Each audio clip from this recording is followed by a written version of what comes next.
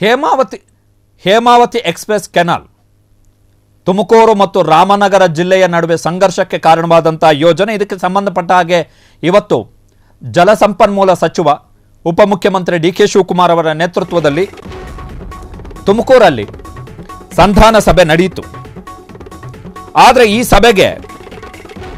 ಸಭೆಗೆ ಕಾಂಗ್ರೆಸ್ನ ಶಾಸಕರೇ ಗೈರಾಗಿದ್ದಾರೆ. ಅದು ವಿಚಿತ್ರ. ಗುಬ್ಬಿ ಕ್ಷೇತ್ರದ ಶಾಸಕ ಶ್ರೀನಿವಾಸ್, ಶಿರಾ ಕ್ಷೇತ್ರದ ಶಾಸಕ ಟಿ.ಬಿ. ಜಯಚಂದ್ರ, ಜೆಡಿಎಸ್ನ ಶಾಸಕ ಚಿಕ್ಕನಾಯಕನಹಳ್ಳಿ ವಿಧಾನಸಭಾ ಕ್ಷೇತ್ರದ ಜೆಡಿಎಸ್ನ ಶಾಸಕ ಮತ್ತು ಜೆಡಿಎಸ್ನ ಶಾಸಕಾಂಗ ಪಕ್ಷದ ನಾಯಕ ಸುರೇಶ್ ಬಾಬು ಅವರು ಗೈರಾಗಿದ್ದಾರೆ. ಹೇಮಾವತಿ ಎಕ್ಸ್‌ಪ್ರೆಸ್ ಕೆನಾಲ್ ವಿವಾದಕ್ಕೆ ಸಂಬಂಧಪಟ್ಟ ಹಾಗೆ ನಡೆದಂತಹ ಸಭೆ. ತುಮಕೂರು ಲೋಕಸಭಾ ಕ್ಷೇತ್ರದ ಸಂಸದರು ಆಗಿರುವಂತಹ ರೈಲ್ವೆ ಖಾತೆ ರಾಜ್ಯ ಸಚಿವ ವಿ ಸೋಮಣ್ಣ ಅವರು ಈ ಸಭೆಯಲ್ಲಿ ಪಾಲ್ಗೊಂಡಿದ್ದರು.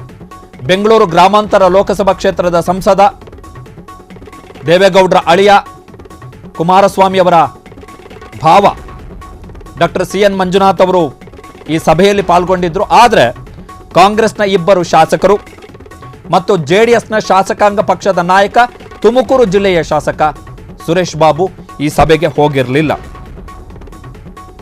ಹಾಗಾದ್ರೆ ಇವರ ಉದ್ದೇಶ ಏನು?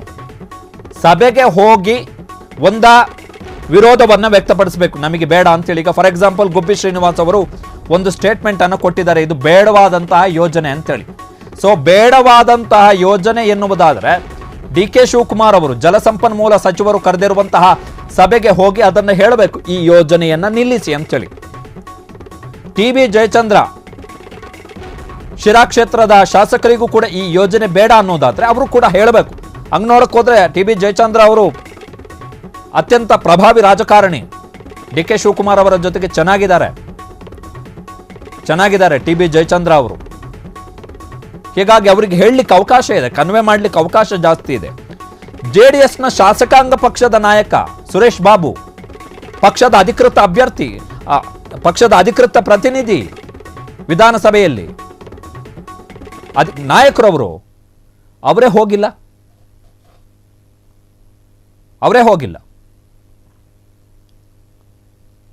ವಿ ಸೋಮಣ್ಣ ಅವರಿದ್ದಾರೆ. ವಿ ಸೋಮಣ್ಣ ಅವರ ವಿರೋಧ ಇದೆ. ಬಟ್ ಕಾಂಗ್ರೆಸ್ನ ಇಬ್ಬರು ಶಾಸಕರು ಮತ್ತು ಸುರೇಶ್ ಬಾಬು ಹೋಗಿಲ್ಲ. ಇನ್ನು ಇವತ್ತು ನಡೆದಂತಹ ಸಭೆಯಲ್ಲಿ ಸುರೇಶ್ ಗೌಡ ಮತ್ತು ಡಿ.ಕೆ. ಸುರೇಶ್ ಇವತ್ತು ನಡೆದಂತಹ ಸಭೆಯಲ್ಲಿ ಉಪಮುಖ್ಯಮಂತ್ರಿ ಡಿ.ಕೆ. ಶಿವಕುಮಾರ್ ಮತ್ತು ಸುರೇಶ್ ಗೌಡ ಅವರ ನಡುವೆ ತಕ್ಕ ಮಟ್ಟಿನ ಸ್ವಲ್ಪ ಪ್ರಮಾಣದ ಮಾತಿನ ಯುದ್ಧ ಆಗಿದೆ. ಹೇಮಾವತಿ ಯೋಜನೆಯನ್ನು ನಿಲ್ಲಿಸಬೇಕು ಅಂತೇಳಿ ತುಮಕೂರು ಗ್ರಾಮಾಂತರ ಕ್ಷೇತ್ರದ ಶಾಸಕ ಬಿಜೆಪಿಯ ಶಾಸಕ ಸುರೇಶ್ ಗೌಡ ಅವರು ಆಗ್ರಹಿಸಿದ್ರು. ಬೇಡ ಇದು ಯೋಜನೆ, ನಮಗೆ ಮೂಲ ಯೋಜನೆ ಬೇಕು.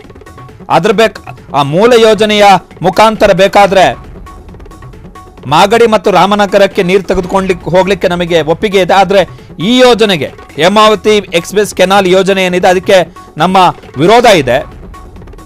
ಹೀಗಾಗಿ ಯೋಜನೆಯನ್ನು ನಿಲ್ಲಿಸಬೇಕು ಅಂತೇಳಿ ಬಿಜೆಪಿ ಶಾಸಕ ಸುರೇಶ್ ಗೌಡ ಅವರು ಆಗ್ರಹಿಸಿದ್ರು. ತುಮಕೂರಿಗೆ ನೀರಾವರಿಗೋಸ್ಕರ ಅನುದಾನ ಜಾಸ್ತಿ ಕೊಡ್ತೀವಿ ಅಂತೇಳಿ ಜಲಸಂಪನ್ಮೂಲ ಸಚಿವರಾಗಿರುವಂತಹ ಡಿ.ಸಿ.ಎಂ. ಡಿ.ಕೆ. ಶಿವಕುಮಾರ್ ಅವರು ಭರವಸೆಯನ್ನು ಕೊಟ್ಟರು. ಆದರೆ ಸುರೇಶ್ ಗೌಡ ಅವರು ಹೇಳ್ತಾರೆ, ನಮಗೆ ಯಾವ ಅನುದಾನವೂ ಬೇಡ, ಫಸ್ಟ್ ಈ ಯೋಜನೆ ನಿಲ್ಲಿಸ್ಬಿಡಿ ಸಾಕು ಅಂತೇಳಿ. ಈ ಯೋಜನೆ ಅವೈಜ್ಞಾನಿಕವಾಗಿದೆ, ಹೀಗಾಗಿ ಈ ಯೋಜನೆಯ ಬೇಡ. ಹಳೆ ಯೋಜನೆ ಏನಿತ್ತು, ಮೂಲ ಯೋಜನೆ ಏನಿತ್ತು ಅದರ ಮುಖಾಂತರ ಬೇಕಾದರೆ ನೀವು ನೀರು ಸರಬರಾಜನ್ನು ಮಾಗಡಿ ಮತ್ತು ರಾಮನಗರಕ್ಕೆ ನೀವು ನೀರು ತೆಗೆದುಕೊಂಡು ಹೋಗಿ, ನಮ್ಮ ಅಭ್ಯಂತರ ಇಲ್ಲ. ಬಟ್ ಈ ಯೋಜನೆ ಬೇಡ. ಒಂದು ವೇಳೆ ಇದೇ ಯೋಜನೆಯನ್ನು ನೀವು ಜಾರಿಗೆ ತರ್ತೀರಿ ಅನ್ನೋದಾದ್ರೆ ನಾವು ಫೈಟ್ ಮಾಡ್ತೀವಿ ಎನ್ನುವಂಥ ಎಚ್ಚರಿಕೆಯನ್ನು ಕೊಟ್ಟಿದ್ದಾರೆ.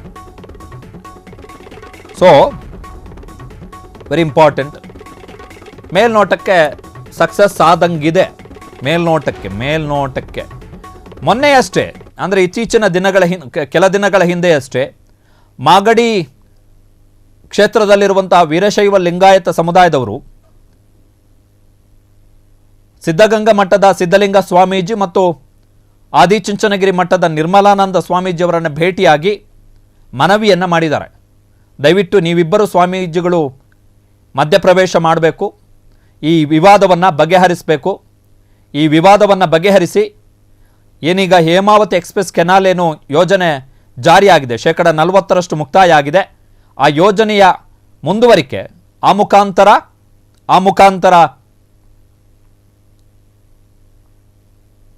ಮುಖಾಂತರ ಮಾಗಡಿ ಮತ್ತು ರಾಮನಗರಕ್ಕೆ ನೀರು ತರುವಂಥ ಯೋಜನೆ ಏನಿದೆ ಅದನ್ನು ನಿಲ್ಲಿಸಬಾರದು, ಅದನ್ನು ಮುಂದುವರಿಸಬೇಕು ಅಂಥೇಳಿ ಮನವಿಯನ್ನು ಮಾಡಿಕೊಂಡಿದ್ದಾರೆ. ನೋಡೋಣ. ಈ ಸಭೆ ಈಗ DCM ಅವರು ಕೂಡ ಭರವಸೆಯನ್ನು ಕೊಟ್ಟಿದ್ದಾರೆ. ಖುದ್ದು ನಾನೇ ಸ್ಥಳಕ್ಕೆ ಭೇಟಿಯನ್ನು ಕೊಟ್ಟು ಸ್ಥಳ ಪರಿಶೀಲನೆ ಮಾಡ್ತೀನಿ ಅಂತೇಳಿ. ಡೇ 1 ವಿ ಸೋಮಣ್ಣ ಅವರು ವಿರೋಧಿಸ್ಕೊಂಡು ಬಂದರು.